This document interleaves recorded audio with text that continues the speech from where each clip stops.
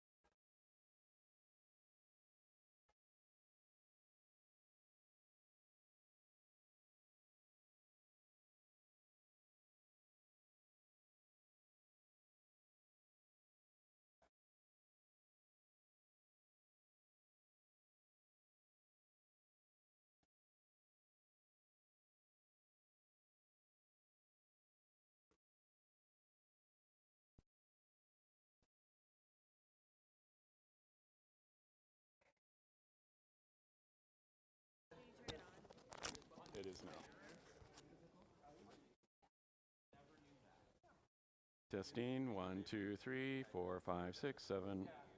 Yeah. Are you not getting it? Isn't that? Oh. Oh, no, that shouldn't be the problem. If you got a signal there, it's not connecting to the board somehow. Testing. 1, 2, 3, 4. I mean, you're hearing me on there, so it's not the headset, unless this is muted.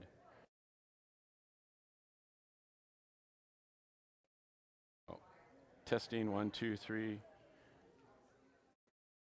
Should I ask Chris? Hey, Chris.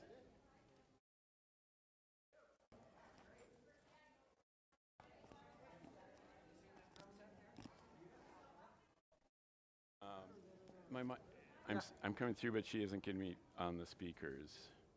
Testing. 1, 2, 3. Testing. 1, 2, 3. Testing. Testing. Testing. Testing. 1, 2, 3. 1, 2, 3. 1, 2, 3. 1, 2, 3. 1, 2, 3, 3, 2, 1. 2, 5, 8, 7, 6, 5, 4, 4, 3. Testing. Testing. Checking Greg's mic. Testing Greg's mic. Testing, testing, testing. Testing, testing, testing. Testing, testing. Testing my mic. Greg's. Testing, testing, testing.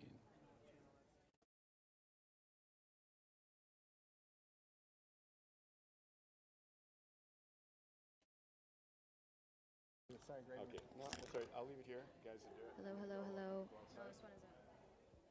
Hello, hello, hello. Also, it's the same thing, yeah. So, what else is muted? So it's something else that's... It's okay, just... Hello. Why is Matt Swanson asking about it? It's like right here. Try again. What's going on?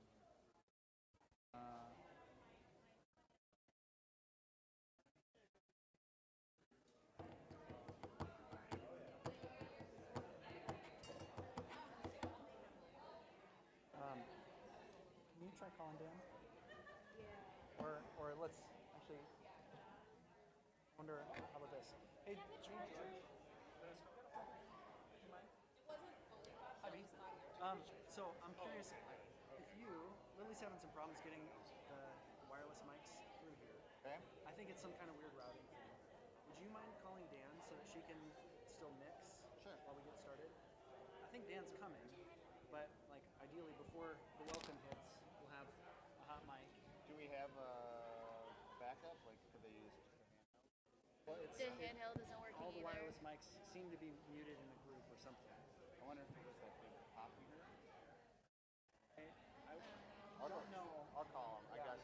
Yeah, if you can. He probably knows a way to, like, take it off of there real quick. Do I have his number? Can you? Oh, I have his. Okay. Oh, I do. Yeah.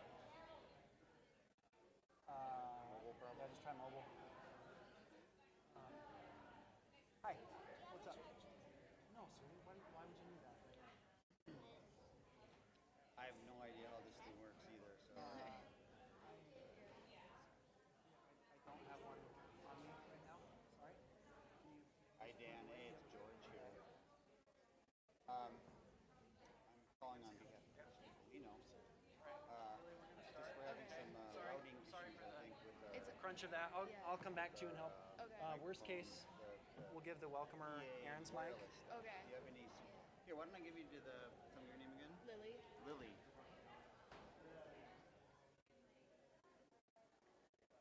Oh, no, we got time. You're going to be here. Okay, thanks, Dan. Yeah. He'll be here, you said, in about 1 minute. Okay. Yay! I think I should learn how to do this stuff. Other people should too, so we can help problem solve. But now you will know. Yeah. Okay. Yeah, there's so many nuances to it. It is. It can be challenging when something goes You may see Greg. It's amazing that it's all. Yeah.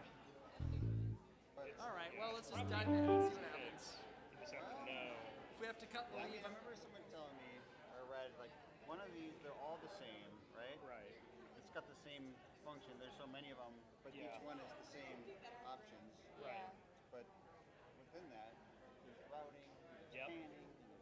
Oh yeah. All sorts of layers to it. Yeah. Make it And it used to complicated. take 4 channels in a big room. right. And now it's, Yeah. It's all right there. yeah, it's, and all the effects on it. And you can do everything.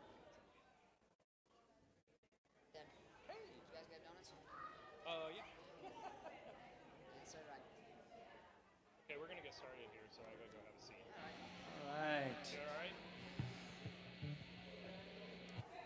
Morning, everybody. It is good to see you all this morning. Glad to be with you. We're gonna make some music together, and so yeah, as you get settled, feel free to just sing along, move your body, let yourself be here.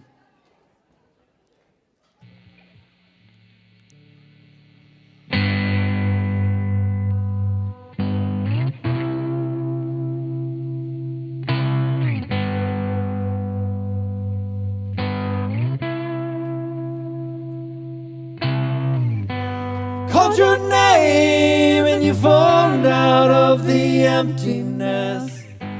Called your name and I swear this time I'll be my best. Called your name and I felt home sweet home.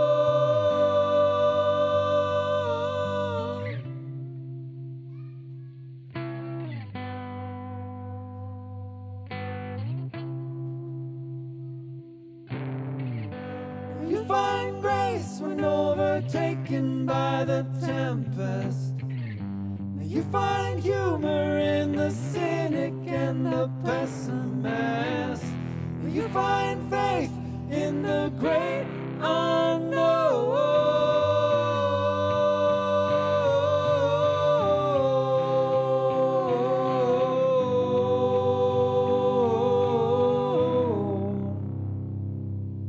Lay it all down in a calm, safe space, and if the dream doesn't come, you just wait. You sing that out? Lay it all. Lay it all down in a calm, safe space, and if the dream doesn't come, you just wait. You just wait.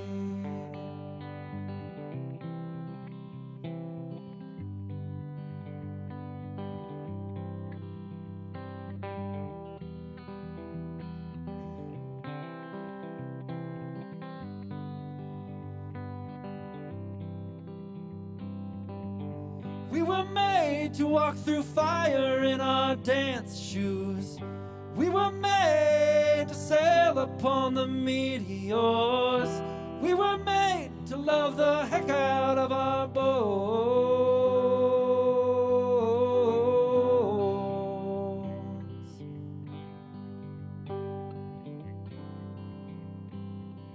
God gave us words, they were I love you, please, and thank you. God gave us thirst, and it's a hunger for the universe.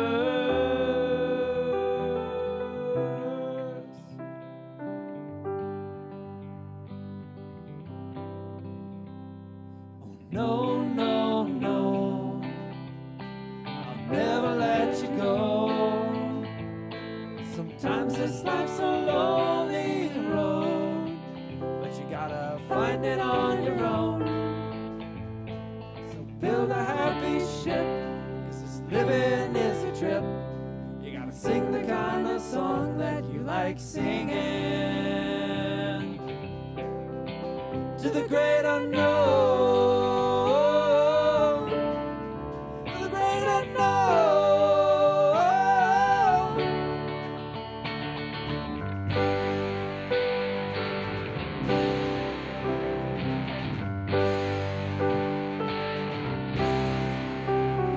up and sing. Yeah, let's say that.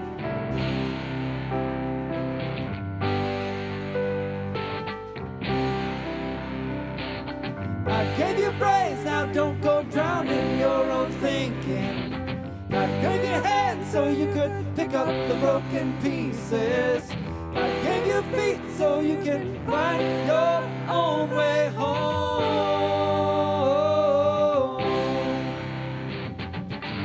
Turn away, just know that troubles tend to follow. Pack your bags, just know that everything here's borrowed. The path maker's a trickster, so make your own damn road.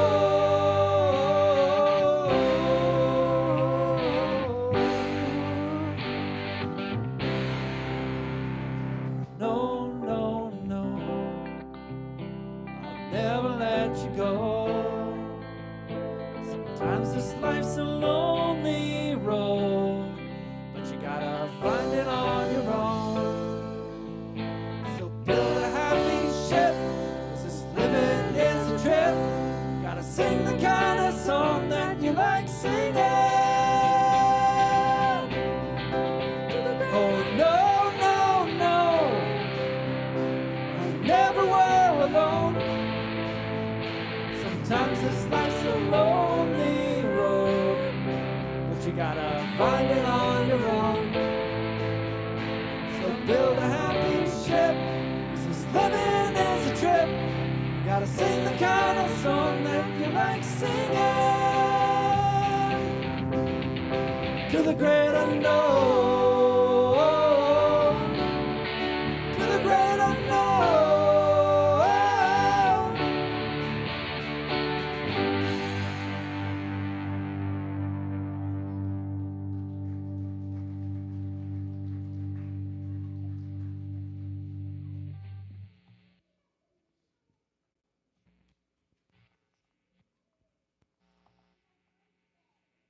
All right, well, I'm going to sing another song. This one is called All of Me Is Here. I'm going to skip ahead. Yeah, and I just want to invite you to let yourself sit in that sense of being here and being gentle and kind with yourself. Yeah, let all of yourself be here.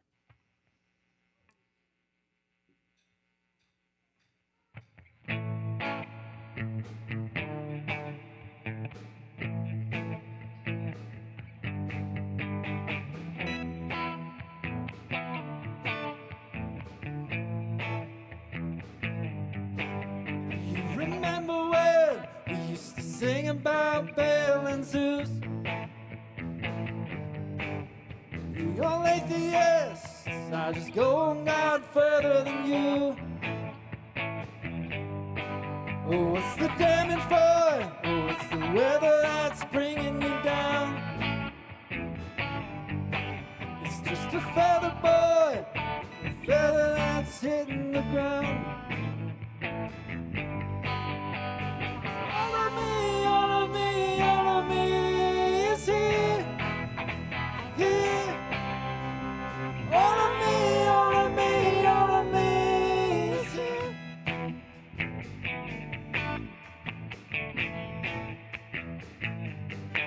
Oh, even Adam knew, even if they had the wall pulled down. Ooh, ooh, ooh. Oh, if it's true, it's true.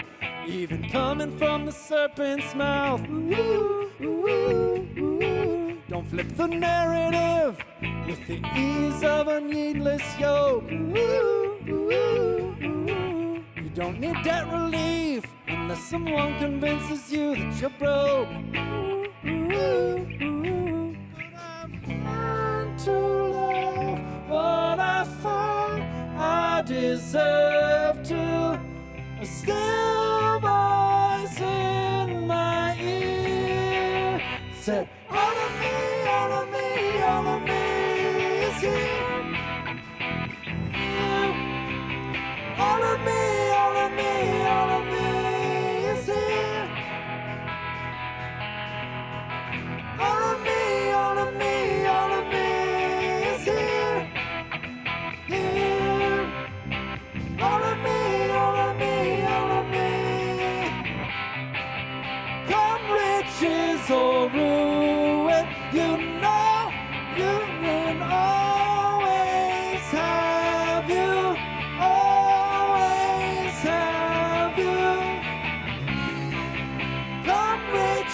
so new, and you know I will always have you, always. 'Cause all of me, all of me, all of me is here. All of me, all of me, all of me is here. All of me, all of me, all of me is here. Here. All of me, all of me, all of me is here.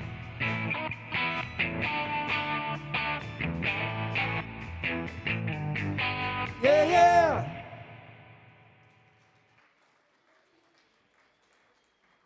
Yeah, thanks. You can go ahead and have a seat, please. Good morning, Fabric. Can you hear this? Is it? I don't think it's coming through. Okay, we're having a little technical difficulties with the mic, so I'm going to be loud. You guys hear me? Yes. All right. Keep talking into it. Okay. Ooh, there we go. Exciting, exciting stuff. Welcome. So glad you're all here. Just to orient you a little bit, there is coffee, tea, and water on the table here.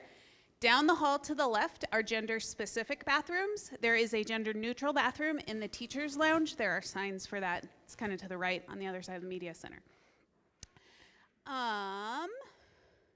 Kids, you can go. Have fun.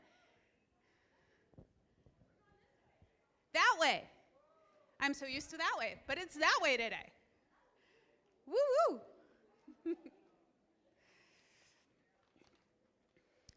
Adults, while they are heading out, let's just take a moment to center ourselves and be here this morning. Put your feet on the floor, sit up straight. Hands can go one on your heart, one on your stomach, both on your heart, both in your lap, whatever feels most comfortable. Just close your eyes and we're going to take a couple of deep breaths together. Go ahead and inhale and exhale. Inhale and exhale. And one more inhale and exhale. And you can open your eyes. Welcome. It's so good to see all of you. If you didn't get a Sunday paper when you came in, there are some over on the table over there. There is information in the Sunday paper about everything that's going on, and specifically about the Giving Challenge. I'm going to give you a quick update on that. First of all, our goal this week was 25 participants. We got 24. So I need one of you to become another participant, because Melissa already dyed her hair. So she made the commitment to it. We just need to back her up. Yay! Thank you. Our goal this week is 60 participants, and if we get that, we will have a limbo contest, which, come on, that's going to be amazing. Our overall goal is 85 participants, $30,000 in one-time gifts, and $800 increase in auto giving.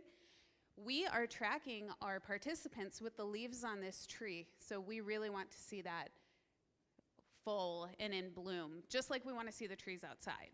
So let's make that happen. Right now we're at 24 participants, $13,820 in one-time gifts, and $295 in new and increased giving. So we're well on the way, so let's just keep it going. So yeah, that's worth a round of applause. It's exciting.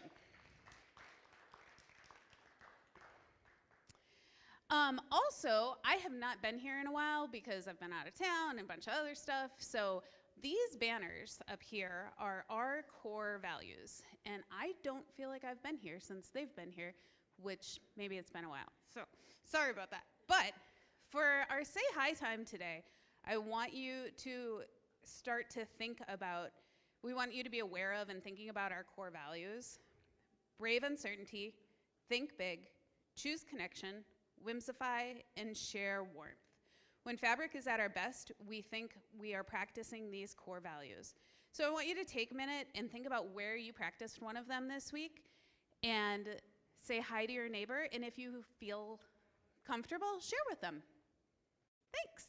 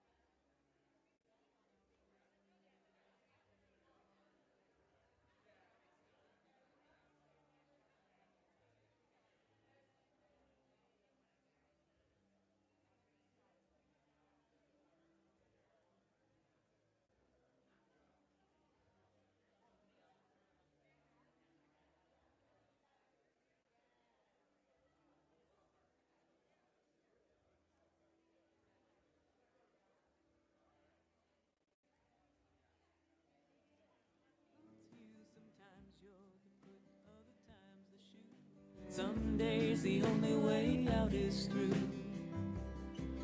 There's a tree in the center of each acorn. There's a quiet place in every raging storm. Something ending and being born. I didn't know that I could be this blind.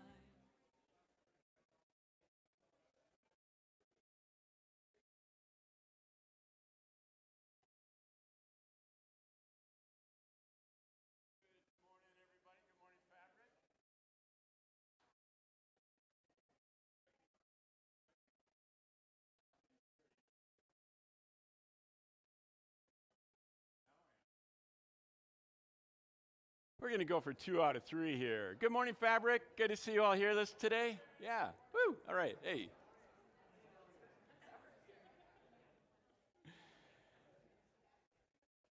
I'm Greg Meyer, and it is good to be with you all here today.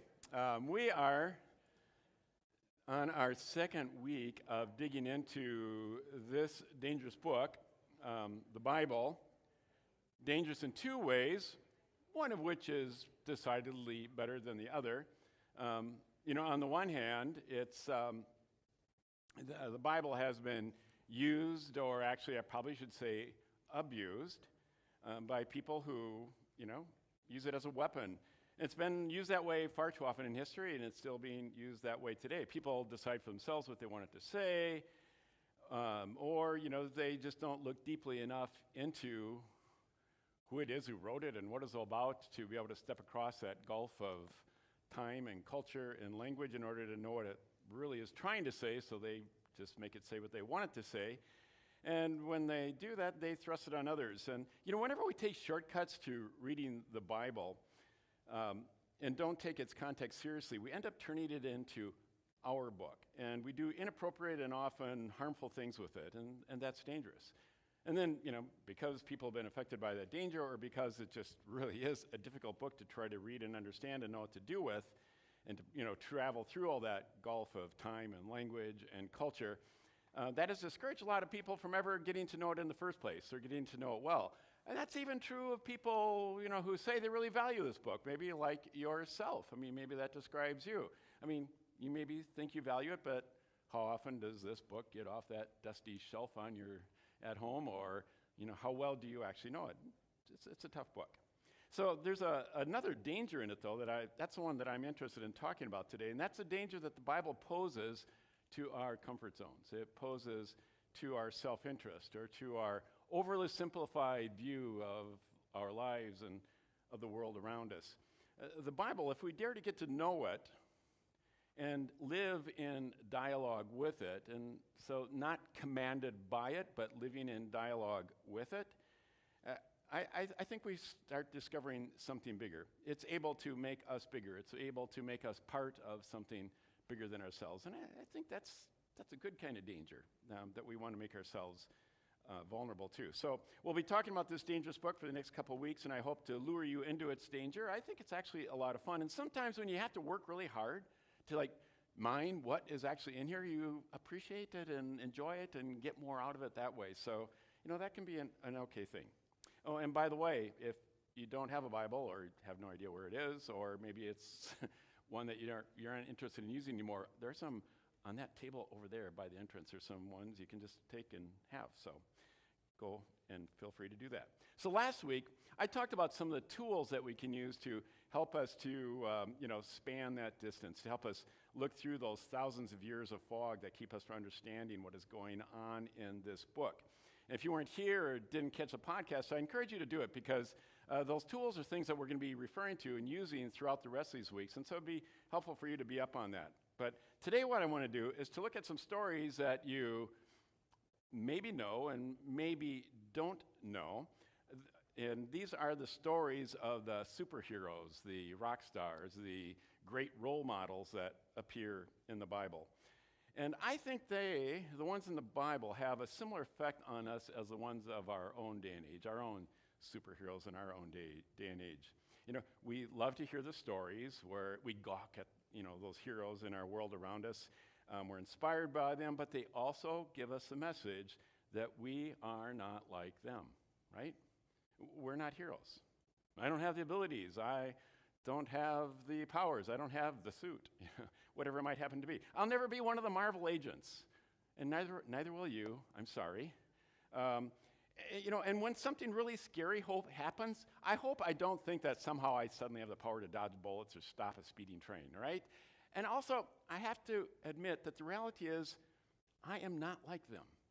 And in a pinch, when something really serious happens, I need them to protect me because I am not like them. I am like all those anonymous, helpless people in the crowd in the background of the movies. Heroes have a double-edged sword, don't they? I mean, they inspire us because of what they can do, and they discourage us because we can't do it. So, what about the heroes in the Bible? Are they like that too? There's Abraham, Noah, Joseph, Moses, Esther, David, Elijah, and many others in the Old Testament. Then you go to the New Testament, you have the parents of Jesus, Mary and Joseph. You have Mary Magdalene, you have Peter, you've got Paul. Are we supposed to be thankful for all that they did and put the word saint in front of their names and then simply realize how fundamentally we are not like them? I mean, is that the purpose of heroes there? So, last week, I mentioned the Bible's lack of fear of leaving things messy. The Bible just has this huge lack of fear of leaving things messy. For example, things I mentioned last week, having two versions of the creation story side by side, they contradict each other, and they just put them side by side. Or 4 Gospels, 4 stories, 4 books writing about the life of Jesus, 1, 2, 3, 4, they don't tell the same story. They contradict each other in all kinds of things, right? Conflict with each other. So this lack of need to clean everything up, to keep it nice and tidy, it spills over in how the Bible talks about its heroes as well. If a hero is anything, though, I mean, really, come on. If a hero is anything, shouldn't they be perfect? Shouldn't they be just exactly like that? But in the Bible, the heroes are more than perfect. They're all plagued with something else. Something else. You see, the Bible has this strange interest of making its heroes normal human instead of superhuman. Now, why would that be? Why would that be? Sometimes it's even makes them the worst of human. Maybe the authors themselves, wanted to depict them that way, or maybe the many, many generations later that passed on these stories and told them and kind of massaged and shaped and molded them as they traveled. Maybe they were interested in a more honest version than this well-manicured one. I mean, we don't know exactly. But the question is, why would they do that? Why would they put that twist in all their heroes? I think that's an important question to ask. Why do they keep knocking their heroes off of their pedestals? Like I said last week, that we need to let the whole interpret the part rather than the part interpret the whole. And that becomes a really important concept for us. And it's actually one of the big pictures here about heroes that we need to realize that is being repeated over and over again, because having that big picture of how the Bible deals with its heroes helps us understand how to read each and every individual story that we might get stuck on otherwise. So I think it's worth looking at some of these stories. Are you game to look at a few? That's a rhetorical question, by the way. I'm going to do it, so you might as well say yes. Okay, good, thank you. All right, let's do that since you asked. Okay. So let's look at a couple of these hero stories. But to help you understand them, I want to fill you in on how they fit into the larger story of Israel, the people, the early people of this book. So in the progression of the larger narrative of the Bible, you had, first of all, in those primordial mists of time, you have Adam and Eve and the Noah stories. But quickly after that, it moves to something a little bit more concrete, something a little bit more historical in their sense of historical. And you get the stories of ancient Israel, of Abraham and Sarah, of Isaac and Rebekah, of Jacob and his 12 sons, including Joseph, the one with a coat of many colors, that one. And that ushers them into their life, their captivity in Egypt, which goes on for hundreds of years. And at the end of that, then Moses comes up, okay? And Moses is the one that leads them out of captivity, 40 years in the wilderness, and they get to the promised land. And that's what ushers in a brand new sequence in the story, because when Moses dies at the end of that, then Joshua takes over.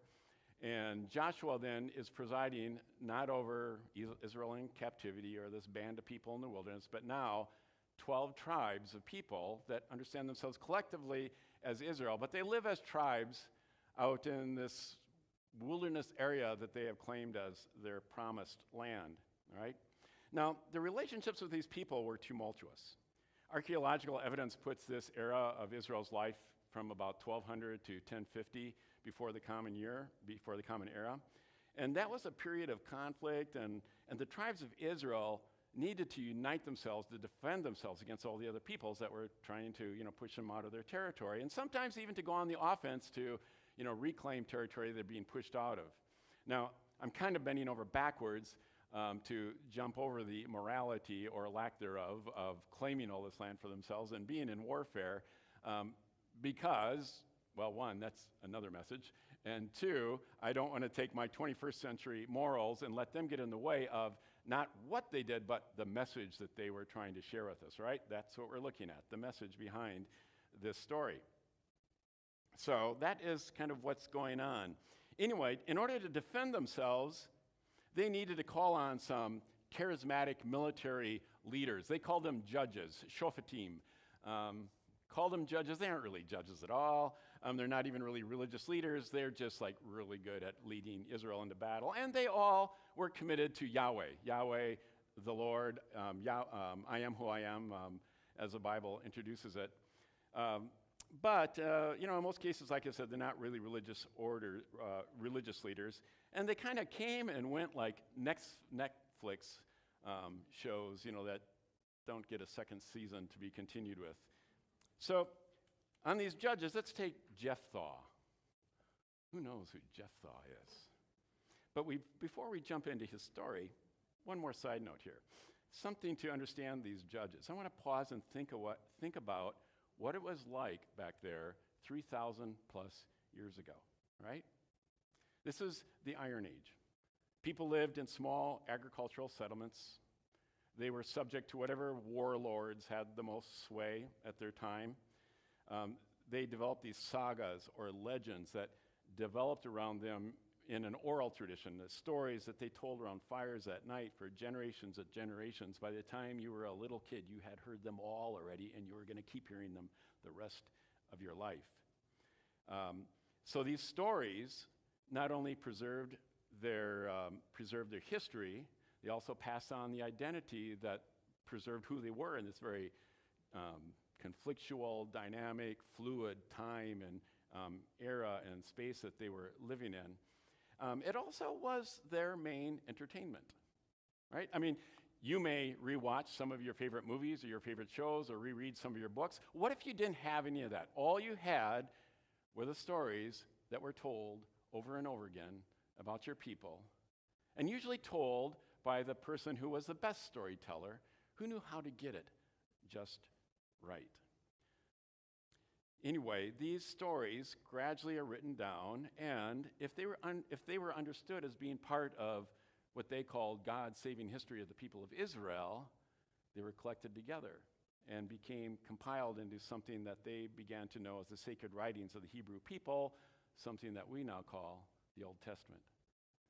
So imagine yourself in a tent, sound of livestock in the distance, the wind buffeting the sides of the tent, a smoldering fire giving a little bit of light, a little bit of heat against the cold night. And someone asks, would you tell the story of Jephthah the Gileadite one more time?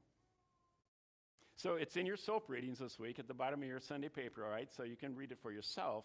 Mostly it's Judges chapters 11 and 12. So Jephthah, his father had several children other than Jephthah, whom he had with someone he was not supposed to have a child with. And so they were raised together, but as they got a bit older and inheritance was an issue, Jephthah is pushed out of the house, no longer part of the family, right? So he goes out into the countryside and gathers a bunch of outlaws around him, and evidently they were very good at ransacking and pillaging, good enough at least so that when the Ammonites, a neighboring kingdom, decides that they want to come and be at war with the Gileadites, the Gileadites, that's the tribe of Gilead of the people of Israel, that Jephthah was part of, right? You all knew that. So when the Canaanite or the Ammonites come to fight against the Gileadites all turn to Jephthah and say, would you lead our forces? Jephthah's not interested. He said, you kicked me out. Now you want me to help you out? They said, okay. If you can fight against the Ammonites and win, you can be the leader of all of us. To which Jephthah says, that's a deal. All right? So he does. So at that, Jephthah leads some negotiations with the Ammonite king, displaying his knowledge and his cleverness, but all for naught. As the Bible says, the king of the Ammonites did not heed the message that Jephthah sent to him. All right? Then the story goes on. Then the Spirit of Yahweh came upon Jephthah. That was probably like his anointing, his superhero juice, right? The Spirit of Yahweh came upon Jephthah, and he passed through Gilead and Manasseh to Mizpah and on to the Ammonites to fight against them, and Yahweh gave them into his hand. He inflicted a massive defeat on them. So the Ammonites were subdued before the people of Israel. Just like a hero's supposed to do, right? Perfect. Like you'd write the story. Jephthah goes on to more victories before his death. But there's more to Jephthah than his heroism. As he leads off to battle, passing through Gilead and Manasseh and Mizpah on his way to the Ammonites, his confidence and his determination, or perhaps maybe a little bit of overestimation of his role as savior of the people of Israel, encourages him to take a vow to Yahweh. One he is not asked to take, but he chooses for himself. Let me read. He said, if you give the Ammonites into my hand, then whoever comes out of the doors of my house to meet me, when I return victorious from the Ammonites, shall be Yahweh's, to be offered up by me as a burnt offering. Not a well thought out promise to make before one's God. For upon his return, which is victorious in battle, he is defeated in life. Read on. Then Jephthah came to his home at Mizpah, and there was his daughter, coming out to meet him with timbrels and with dancing. She was his only daughter.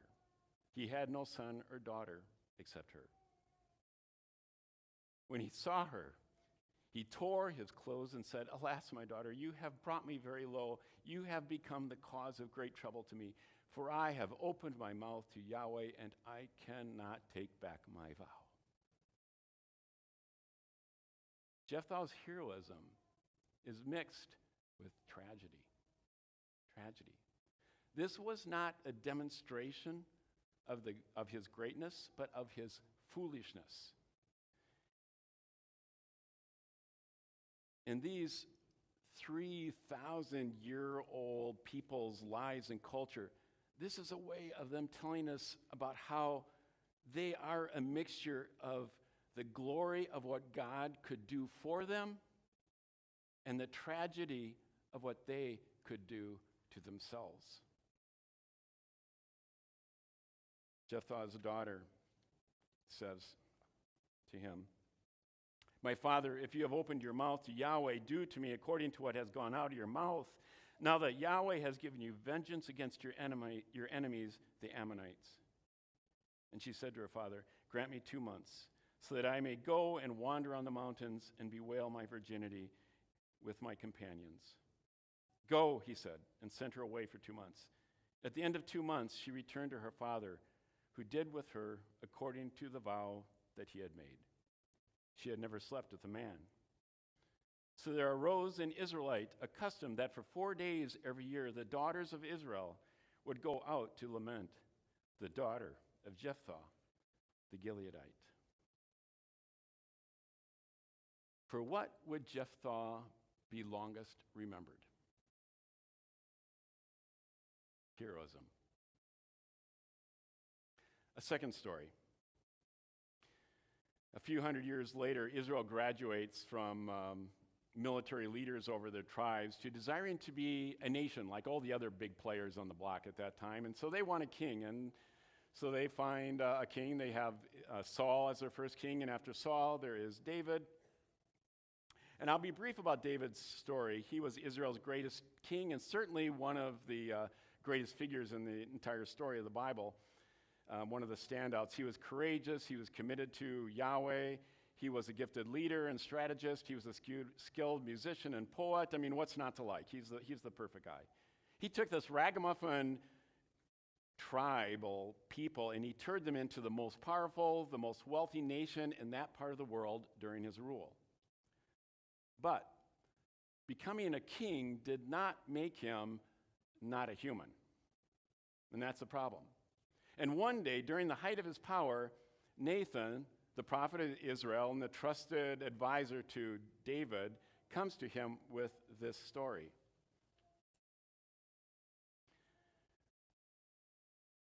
Nathan says to David, "There were two men, one rich and the other poor. The rich man had many flocks and herds, but the poor man had only one little ewe lamb, which he had bought. He brought it up, and it grew up with him and with his children. It ate of his meager fare, it drank from his cup, and sat on his lap. It was like a child to him. Now there came a traveler to the rich man, and he was loath to take one of his own flocks to prepare for the visitor, and he took the poor man's lamb and prepared that for his guest." When David heard that story, his anger rose up against the rich man who had done this. He said to Nathan, "As Yahweh lives, the man who has done this deserves to die. He shall restore the lamb fourfold because he did this, because he had no pity." And Nathan says to David, "You are the man." Ouch. So, again, you can read the story, 2 Samuel chapters 11 and 12. It's your soap readings for this week. But in short, so David has fallen for Bathsheba, right? Unfortunately, Bathsheba is already married to a guy named Uriah. Well, that's not going to stop David, so he just makes sure that Uriah gets positioned in the next battle so that he is killed, and then Bathsheba is free for his taking. Not a proud moment for Israel's greatest son, is it? Now, the story didn't have to be told that way, did it? I mean, why did they have to include this part? David's cruel treachery could easily have been hidden, just left out. David could have been kept a squeaky clean hero that Israel and others would admire forever. But Israel told the whole story to remind us that he was not just a hero, he was a human. And out of that confession came Psalm 51. Psalm 51, a powerful, moving song attributed to David himself that was sung out of the regret for what he had done and sung because of the stumbling block that he had put between himself and his people, between himself and Yahweh, between himself and his own self-respect. Heroes. There are so many stories like this. I want to tell you a third story, last one, okay? Third story. I've told you this story before some years ago, but it bears repeating because of its role in the larger storyline, the larger arc of the Bible, telling us something about all these heroes that keep cropping up in this big, crazy book, and because it tells us something about ourselves. It tells us something about ourselves. It's a story that I hope you can all know and that you can all hold because of how it steers us, what it lets us know of how we can be church together and how we can maybe even build community beyond ourselves with others. So it's the story of Peter. Actually, Simon, right? That's his name first. His name starts out as Simon in the stories. So if David was the super king, Simon was the super disciple, super follower of Jesus, okay? He was the number one follower of Jesus. He was a simple fisherman that Jesus recruited, but he was the one with enough gumption, enough courage and passion to rise to the top of the heap. And he showed his superpower one day when You know, Jesus and his followers were, there was a lot of excitement, a lot of energy, a lot of anticipation. There's also a lot of opposition, a lot of controversy, and things are really getting tense. And Jesus sits down with this, inner circle of his followers, his disciples, and he says, who are people saying that I am? And the disciples said, well, some people think you're John the Baptist come back to life. Others think you're Elijah or Jeremiah or someone like that. And Jesus says, well, okay, but who do you say that I am? And you can almost imagine the silence and the confusion and the uncertainty of how to answer that. But then Peter pipes in and he says, Jesus, you are the Messiah. You're the Son of the living God. And that seems to just stop Jesus in his tracks. And he turns and he looks at them and he says, right then and there, he says, Simon, your name will now be Peter. Petros means a rock, because it is in being what you were, what you are showing yourself to be, that the church shall be built. Well, that's pretty cool. Stardom, like automatic promotion to the Disciple Hall of Fame, right then and right there. This is just perfect. You might look at this picture. This is, that's the Basilica of St. Peter, right? In Rome, at the Vatican. It is like the Roman Catholic Church in the whole world. Look at it with its soaring columns and high ceilings and gilded walls and marble floors. That's the kind of stuff that represents our heroes, right? That's what it shall be like. That's what Peter had just achieved. Except, you got to know something here, right?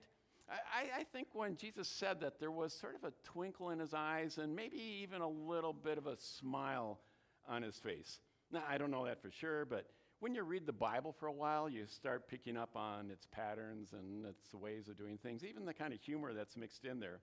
In this case, you get a great example of that tool I mentioned about seeing the larger message, but also the smaller point, okay? It's kind of like this. If you weren't just popping in and reading this one story all by itself, the one I just told you, which unfortunately is what people usually do, they just read that one story, but you're actually reading the stories before and after, then that naming of Simon as Peter, the rock, would probably ring a bell and bring a little bit of a smirk to your face, because just a page before it, you had read another story about Simon. It's also in your soap for this week, so you can read the whole thing, but let me cut to the chase. The disciples, just a couple days before, were out in a boat on the Sea of Galilee. All right? Go out in the evening. By the middle of the night, the wind had picked up, the seas were getting not so great, and just before dawn, in that dim darkness, they see, according to the story, and again, let me remind you, there's some cultural storytelling distance between them and us today. And also, if you remember, vehicle and cargo. If you don't know what I mean by those, listen to last week's podcast. But in that early dawn, Jesus comes walking across the water to the disciples in that boat. The disciples are spooked. Literally, they said they thought he was a ghost.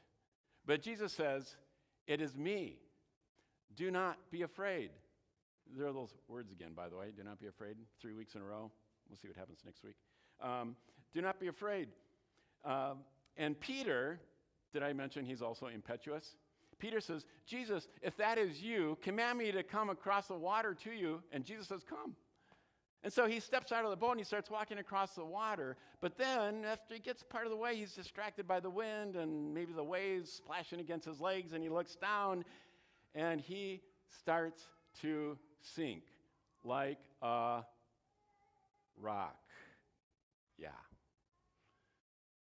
Don't tell me that a couple days later, when Jesus says, "I'm going to call you rock because it's people like you and what you do that we're going to build this church," that he didn't have that story in mind as well. No, Peter, the rock that builds and the rock that sinks. So now there's a lot more packed into this story than what I'm unpacking today, and there's also more to Peter's rock stardom, if you'll excuse the pun, that I'm also not going to take time for. But I hope you see this larger red thread running through the Bible, telling us something that we need to know about heroes and who it is that builds the kingdom of heaven. That is, weaves the three strands that hold our world, that hold our existence together. It may be heroes, but heroes are not perfect. Heroes are people. People who are human. And I know that's redundant, but we forget it, right? We forget it. They are flawed. Some of them tragically, some of them embarrassingly. It is just the way it is. It is the way we are. It is the way you are. It is the way I am. Being imperfect is not your problem. Thinking that you do not have any hero in you, that is your problem. The people who passed on and wrote down and collected these pieces of this book from start to finish, they didn't disqualify people because of their missteps.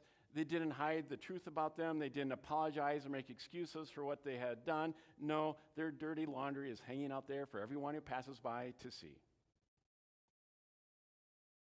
St. Peter's Cathedral. Beautiful, huh? I'd love to be that kind of hero. Seems to be a wonderful tribute, but maybe it's really only kind of a half-truth, huh? Maybe it's kind of a lie. Or maybe, on the other hand, maybe it's what we really are inside. Or maybe it's the way God sees us. I don't know. I mean, I don't know which it is. What I do know is that there is forgiveness in the approach that the Bible takes for those who have failed. And even more so, there's a message. Now, remember, I want you to remember that I am not encouraging you to look at the Bible and get to know it so that you know what happened back then. I encourage you to read this story in order to hear the message that it has for you and the vision of this world and of your life that it wants to offer you. That message, which is even more powerful than forgiveness for imperfect heroes of the past, that message is that you have a role in the future. You aren't perfect. You and I have some pretty big problems. We've got flaws. We've got deficiencies. And that is neither okay or not okay. It is simply the way we are, Sister Rock and Brother Stone. It's people like you and me, because of who we are and despite who we are, that weaves this world together. If we dare. If we dare. So just take a moment with me. Put your pens and papers down if you're holding them. Just be calm, be settled.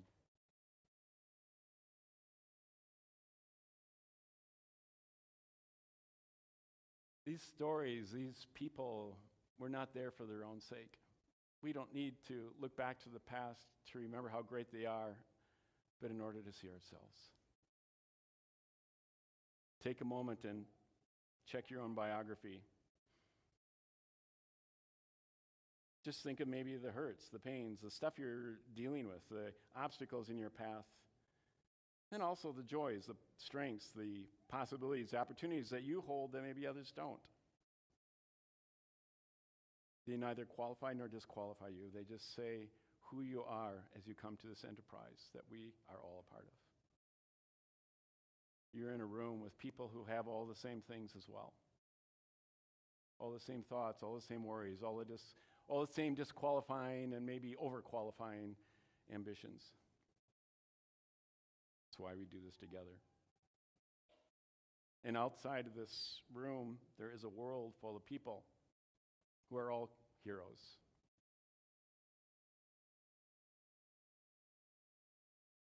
Heroes that maybe need to be connected with what they can be, not just what they feel like they've been left to be. Let us be those people. Let us be Israel, the ones who wrestle with God. And may it be so. Thank you. Where did you guys come from? You weren't there when I was a second ago. Anyway, so the band's got some music for us. Thank you. And so there's these offering baskets here. You can pass those and put your communication cards in there. We appreciate that. Thanks for all the support you're giving us on the Giving Challenge, but just every day, every week. We appreciate all that. Pass them, and then someone can bring them on over here by the candles when you're done. So what you got for us, Chris? Well, this one is it's called Harder to Hear by a Minneapolis band called Romantica, and yeah, you may know it, but I encourage you to sing along. Kind of speaks to the wading through of culture and of history and of our own thoughts and feelings to get to some of those things that are deeper and maybe truer.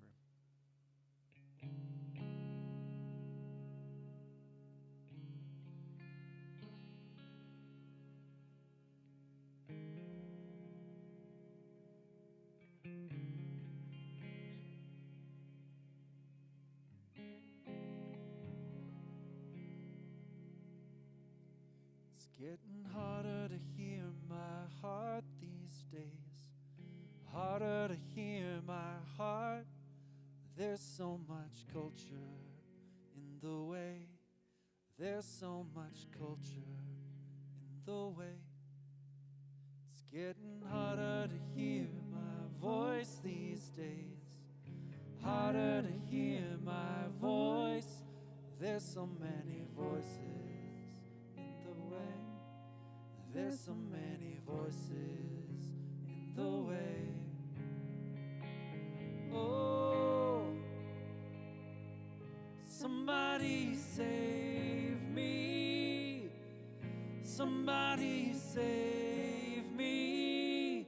I don't wanna be cool. Oh,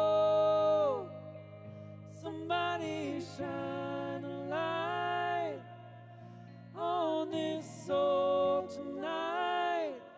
I don't wanna be right.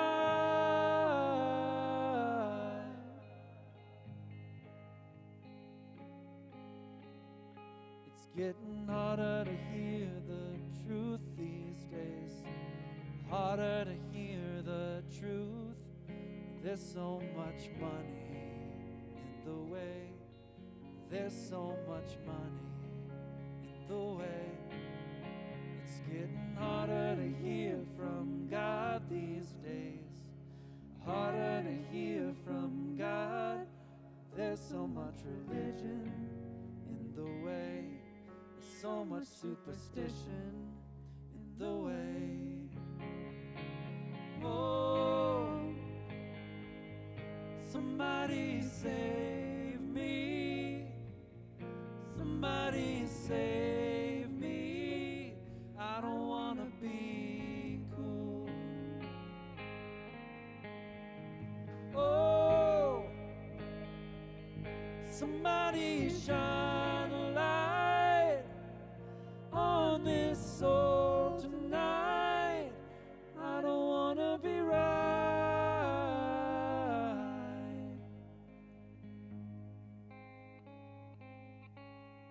It's getting harder to hear the love these days. Harder to hear the love. There's so much criticism in the way. There's so much ammunition in the way. It's getting harder to hear the hope these days. Harder to hear the hope. There's so much journalism in the way. So much ammunition in the way. Oh, somebody save me. Somebody save me. I don't wanna be cool. Oh, somebody shine a light on this soul tonight. I don't wanna be right. Oh, somebody shine a light on these souls tonight. We don't need to be right. Right.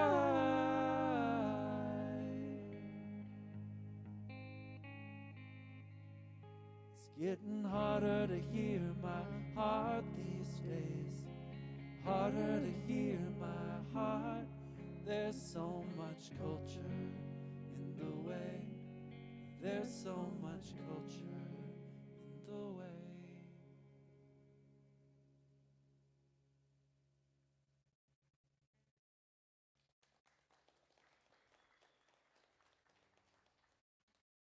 Thanks. Would you stand up, please?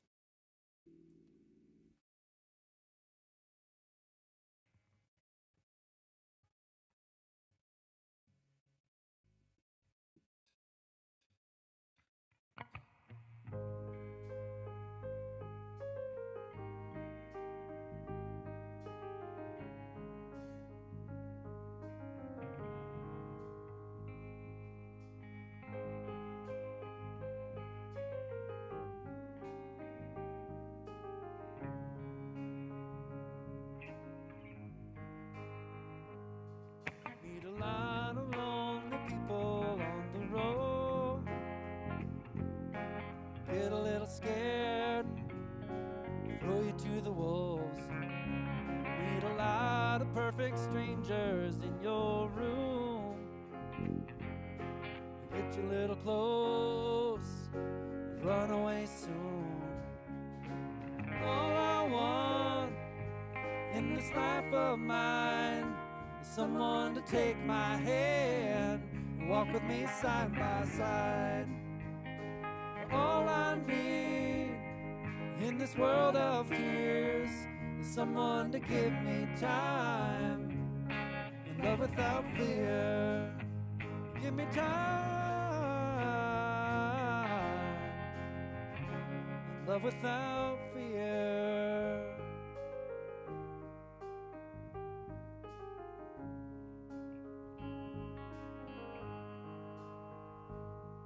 Meet a lot of silent partners in this game, standing to the side, waiting with the claim.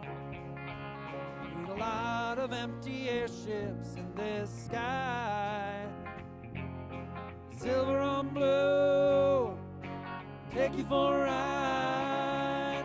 All I want in this life of mine, someone to take my hand, walk with me side by side. All I need in this world of tears is someone to give me time, love without fear. All I want in this life of mine, someone to take my hand, walk with me side by side. All I need in this world of tears, someone to give me time, love without fear. Give me time, love without fear. Give me time, love without fear.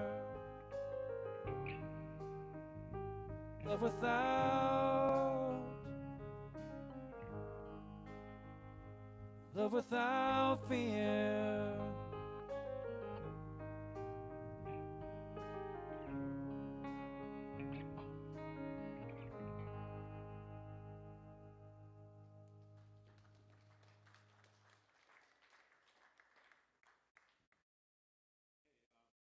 So, imperfect is not better than perfect. It's just all we've got, So, don't let your imperfections disqualify you from the hero that you are and that you can be the one that you can be and that we need you to be. So, that's good stuff. And also thank you for being here as Fabric with your whole self, your real self, and not just your, dressed up with Sunday best self. Can see most of you aren't doing that.